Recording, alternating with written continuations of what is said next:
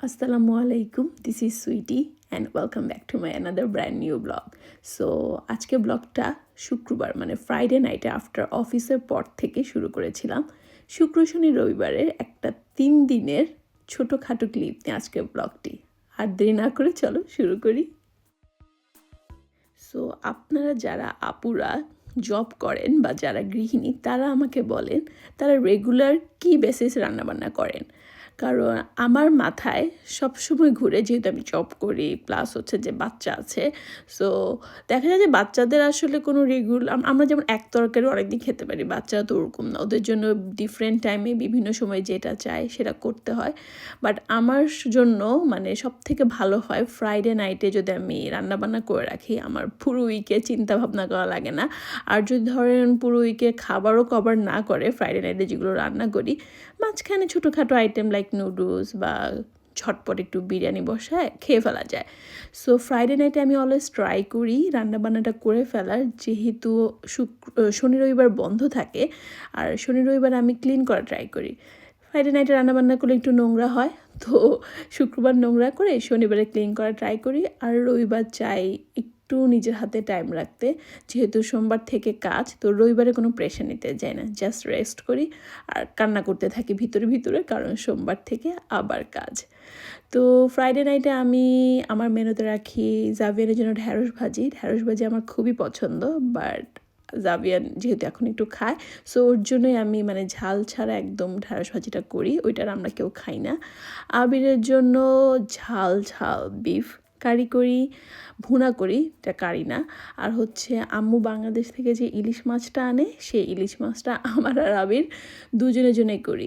তো আম্মু over the phone ছিল, সে বলতেছিল কিভাবে করতে হবে, তো ওভাবেই করি। অ্যান্ড দেন এই ক্লিপটা হচ্ছে শনিবারের ক্লিপ। শনিবারে সকাল সকাল আমরা চলে যাই, সকাল বলতে 10টার পরেই যাই।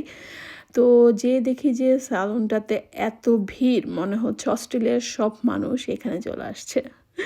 আর এটা হার্পলিতে একটা বারবার শপ, আর এখানে ভালোই চুল কাটায়। জাভিয়ানকে ওরা খুব ভালোভাবে ম্যানেজ করতে পারে, আর জাভিয়ানকে যেহেতু ম্যানেজ করা খুবই হার্ড, তো আমরা ট্রাই করি চুল কাটলে ওখানেই যাই। তো যেহেতু অনেক বড় সিরিয়াল ছিল, আমি আবিরকে বলি চলো বাসায় চলে যাই, শনিবার টুকটাক ক্লিনিং করতে হবে। আমি এসেই ক্লিনিং করা শুরু করে দিই, আর এর মাঝে জাভিয়ানও আসে। সো জাভিয়ান যখনই দেখে আমি ঝাড়ু ধরি, ও ট্রাই করে আমার সাথে আমাকে হেল্প করতে। মাশাল্লাহ, আমার ছেলেটার বাবার মতো হয়নি, সে আমাকে যথেষ্ট হেল্প করে। এবং আমি মাঝে মাঝে আবিরকে বলি you should learn something from Javian, because Javian has that potentiality, ওর মাকে অনেক কেয়ার করে। সো আলহামদুলিল্লাহ, আমার খুব ভালো লাগে যে আমার ছেলে আমাকে কেয়ার করে, একটু হলো মনে হয় যে আমার কষ্টটা বুঝে। অ্যান্ড দেন ক্লিনিং করার পর আমরা একটু মা ছেলে টাইম স্পেন্ড করি। আর আবির যেহেতু ক্রিকেট নিয়ে বিজি, সে ক্রিকেট খেলতে চলে যায়। সো ক্রিকেট এখনও শুরু হয়নি, বাট তারা কি যেন প্র্যাকটিস করে, আড্ডা মারে, লাইক আমি ইন্টারেস্টও ফিল করি না কি আসলে করে। সো ওর ক্রিকেট নিয়ে ওখানে গল্প করছিল, মানে যেখানে যাই সেখানে গল্প করছিল, আর আমি আর আমার ছেলে টাইম স্পেন্ড করি। সো আমার খুব মনে পড়ে আমরা ছোটোকাল যখন রিং চিপস খেতাম, 5 টাকা দাম ছিল, এখন মনে হয় বাংলাদেশে মেবি 10 টাকা হয়ে গেছে। সো আঙ্গুলের ভিতর রেখে রেখে রিংয়ের মতো করতাম, তো ওইটাই আমি জাভিয়ানকে শিখাচ্ছিলাম। অ্যান্ড ও খুবই ইন্টারেস্ট ফিল করছিল যে আসলে কি হচ্ছে, অ্যান্ড মজা পাচ্ছিল। লুক হি ওয়াজ শোয়িং মি না। আমার খুবই ভালো লাগতেছিল যে আসলে মাঝে মাঝে যখন এইসব জিনিসগুলো দেখি, চাইল্ডহুডের ওই মানে মোমেন্টগুলো মনে পড়ে, আর তখন খারাপ লাগে, মনে হয় যে আল্লাহ আর তো ফিরে পাবো না। বাট আলহামদুলিল্লাহ, আমার ছেলের মাধ্যমে এখন প্রায় জিনিসগুলো এনজয় করি। অ্যান্ড দেন আবির আবার আসে, ও বলেছিল 2টায় আসবে, বাট আস্তে আস্তে ওর প্রায় 3টা বেজে যায়। আমরা তাড়াতাড়ি যাই, যাওয়ার পরও তখনও 4জন ছিল। সো লোকটা দেখে আমরা সকালে আসি আবার আসি, তো লোকটা বললো না মানে আমরা একদম শেষ হয়ে যাচ্ছে, ওরা ক্লোজিং করে দিবে, ওই টাইমে জাভিয়ানকে বসাই। অ্যান্ড দেন এই ফাঁকে তার বাপও চুল কেটে নেয়। তো জাভিয়ানের চুল কাটার পর দেখলাম যে তার বাবাও চুল কাটছে, কারণ আমি আবিরকে বলি তুমি একটু মানুষ হয়ে নাও, তুমিও অমানুষ হয়ে আছো। ছেলেটা তো মানে চুল জাভিয়ানের এত তাড়াতাড়ি বড় হয়, লিটারালি ও চুল দিয়ে বেনি ঝুটি করা যাবে। সো আবিরকে বললাম তোমারও চুলের অবস্থা খুবই খারাপ, দেখো ওরা সব কিছু ক্লোজ করে দিছে, জাস্ট আমি আর জাভিয়ান ছিলাম। And then here is my final look, not my final look, আমার প্রিন্সের ফাইনাল লুক।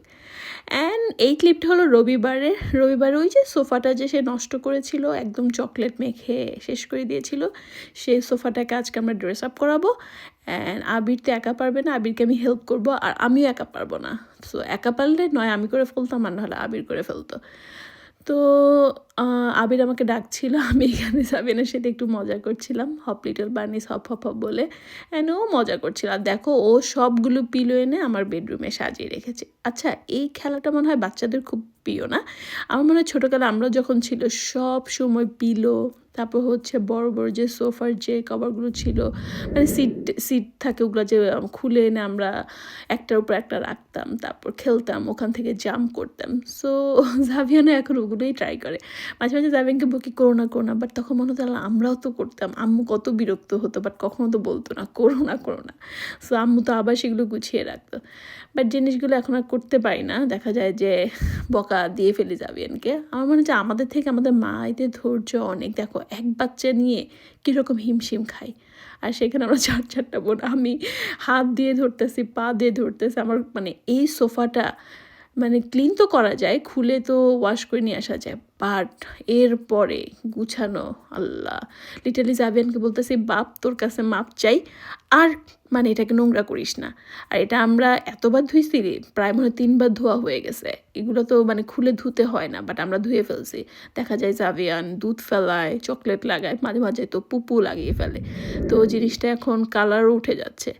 তো যাই হোক, এই তো আজকের ব্লগ। এরপর জাভিয়ানকে আমি নিচে নিয়ে আসি। তো আমার প্ল্যান হচ্ছে ওকে কিছুক্ষণ মানে স্ক্রিন টাইম দিয়ে তারপর হচ্ছে যে ওকে একটু খাওয়াবো, আর দেন ঘুমায় যাব। তো তোমাদের আজকের ব্লগ কেমন লাগলো বলতে ভুলো না। বাই।